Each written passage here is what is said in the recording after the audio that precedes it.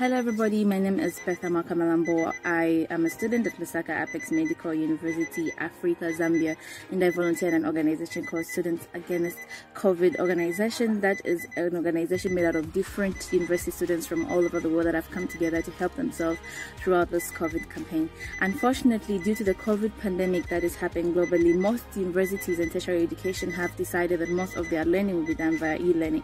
But unfortunately, in developing countries like Zambia, this is difficult because most of us can't afford e-learning, and the location of the students, and even not even affording to get smartphones. So it's a cry out to different organizations throughout the world to come together, especially those that spearhead education, to work with different institutions and help such students that are vulnerable during this COVID time. Thank you. Hello guys, my name is AbedNego. I'm from Indonesia. Now I want to tell you about teacher problems in Indonesia during COVID-19 pandemic. The major challenge is that of teacher capacity. Most teachers in Indonesia do not have the training and skill to undertake teaching via distance and online platforms. Hello everyone, my name is Clivate from Africa, Zambia. I'm a student at Indian University and I am a member of Students Against COVID, which brings students across the world to come together and share challenges and find solutions in this pandemic of COVID-19.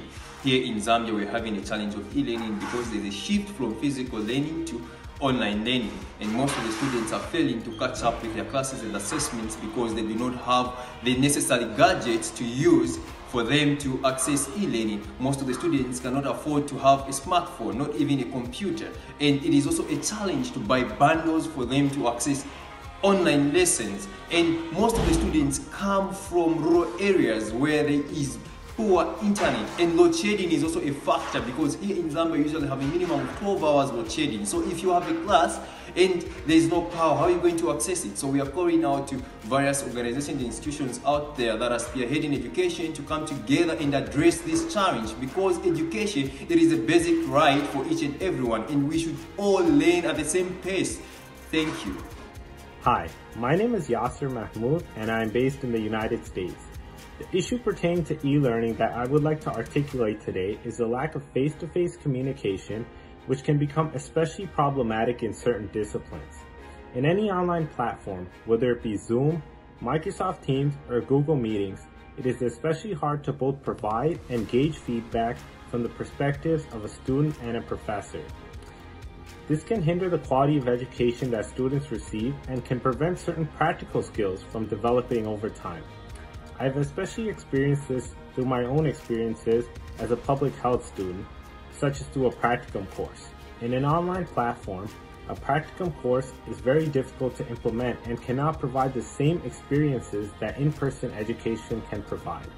As we all know, the COVID-19 pandemic will influence our thoughts and actions over the next upcoming years.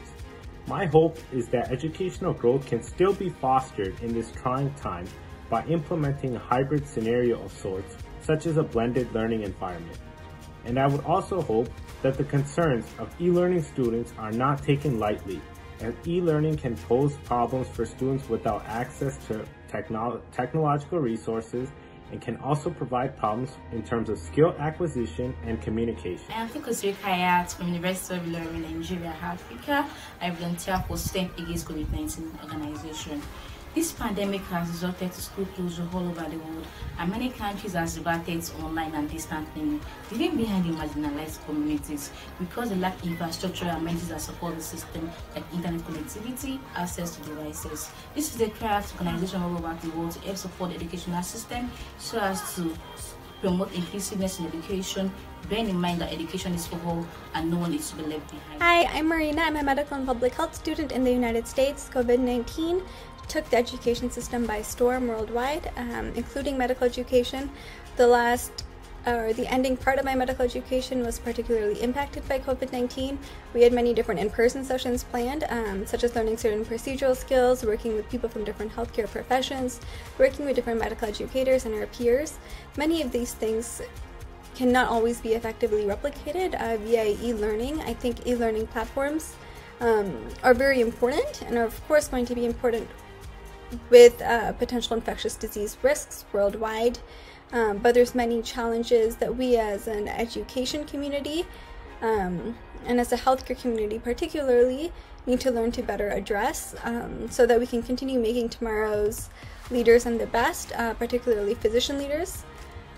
We need to ensure that we fortify medical education in a way that both adapts to the times and also allows students' complaints to be heard and addressed and effectively ameliorated.